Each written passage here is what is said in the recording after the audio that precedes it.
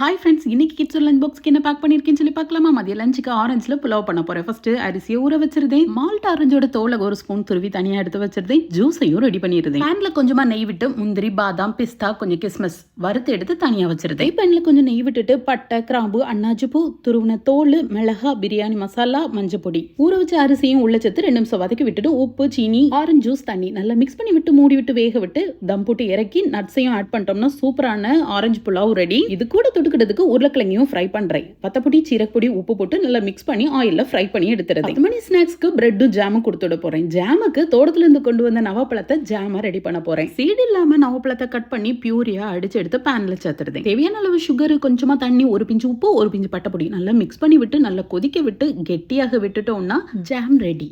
இது ஆறின பிறகு நல்ல பிரெட்ல ஸ்ப்ரெட் பண்ணி பாக்ஸ்ல பேக் பண்ணிடுறேன். நெக்ஸ்ட் ஆரஞ்சு புலாவ், பொட்டேட்டோ கூட கொஞ்சம் நவாப்பழ ஜாம் எல்லாத்தையும் பேக் பண்ணியிருக்கேன். இந்த லஞ்ச் பிடிச்சிருச்சுன்னா லைக் கொடுத்துக்கோங்க. பாய்.